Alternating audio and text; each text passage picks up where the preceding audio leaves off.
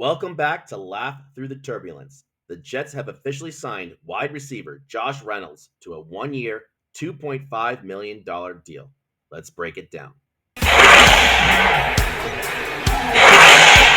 Welcome back to Laugh Through the Turbulence. So, Josh Reynolds, he's a Jet. What are your thoughts, guys?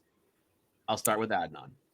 Yeah, I mean, listen, I like the signing. I think, he has experience with Glenn and Moogie. I think he's a veteran presence in that room, which they'll need.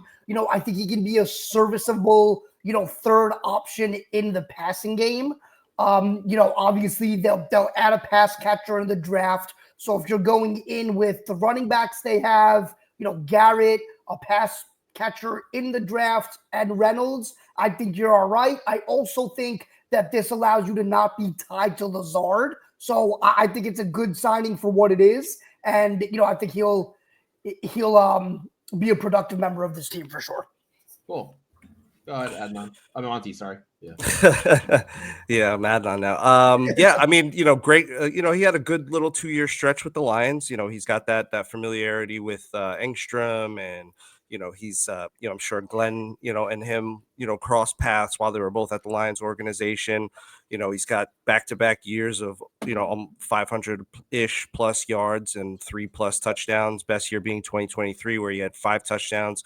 Another good interesting thing is that he's never averaged under 12.6 yards per reception over the last 4 years. Ranged anywhere from 12.6 to 15.2. I think that's great. He's a good big body receiver. I think that means Sia, Allen Lazard. I think that's definitely what this means.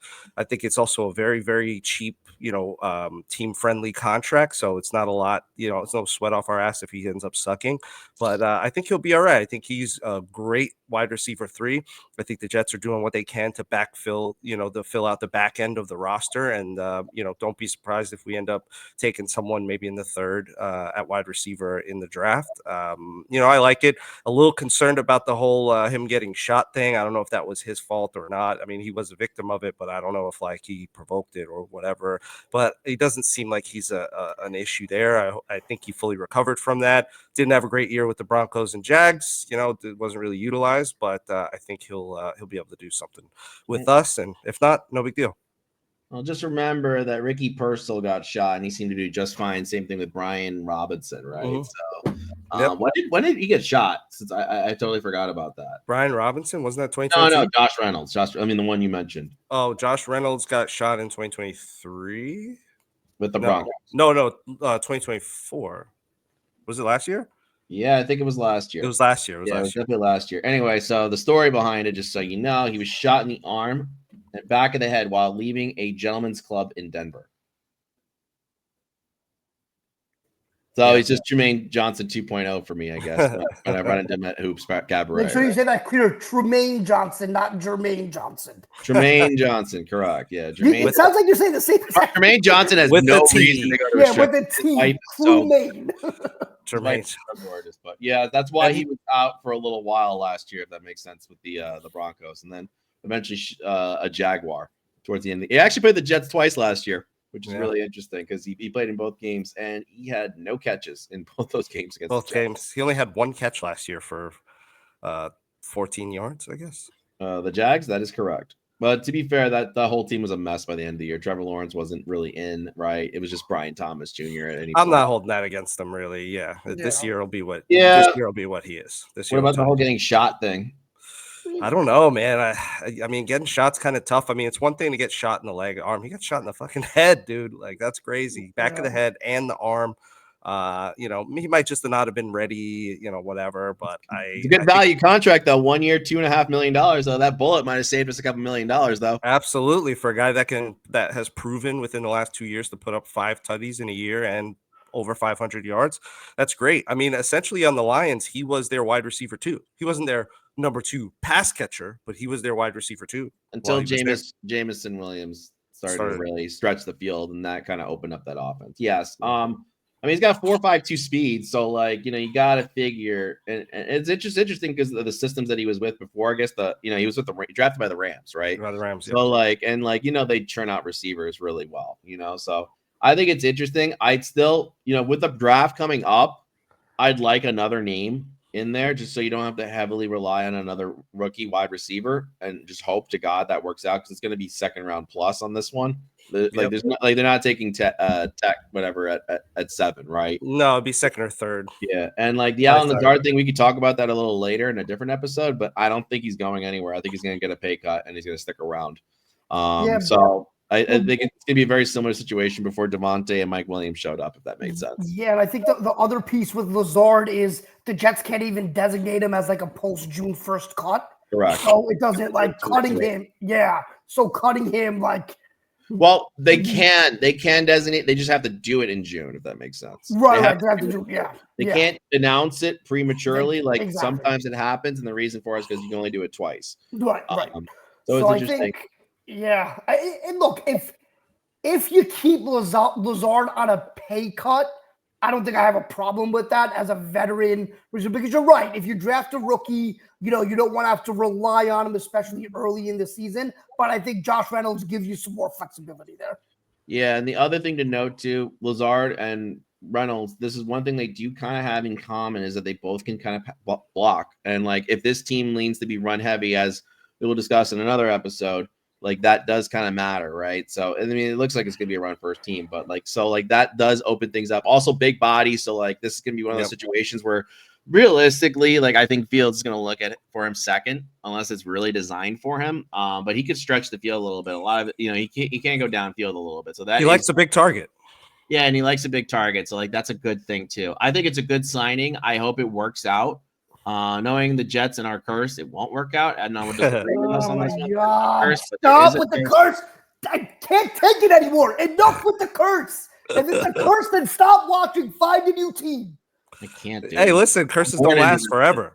That's why we keep watching. Even Aaron Rodgers said it. There never was a curse. Listen, even Aaron Rodgers said it. Listen, I'm not going to Aaron Rodgers for things like that, right? If he wants to play quarterback, so be it. But I'm not going to listen to a guy that goes on darkness retreats and takes ayahuasca. I'm not going to listen to him anymore on that, right? The consensus seems to be the team's cursed, Adnan. The team is not cursed. It is not. that is a cop out, and I'm not going to stand for it. But anyway, just back to the topic.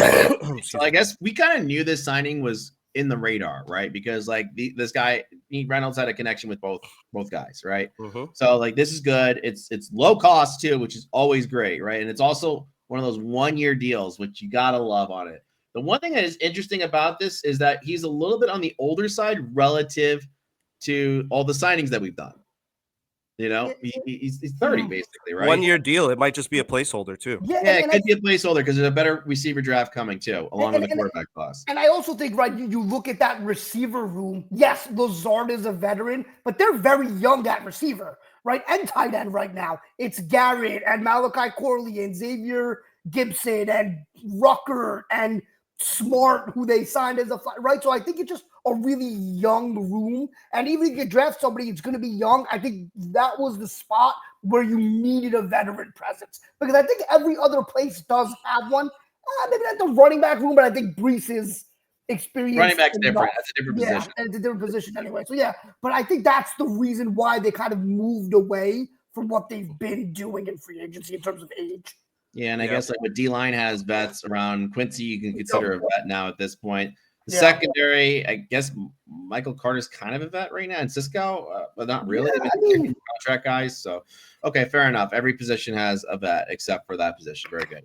Final thoughts on this. So we're good with this. We still want another pass catcher, correct? At least one more pass catcher. At least. I mean, I prefer. I guess I'll go first. I prefer an actual wide receiver 2, like an official wide receiver 2. I think we definitely don't have that. Allen Lazard has proven he is not that.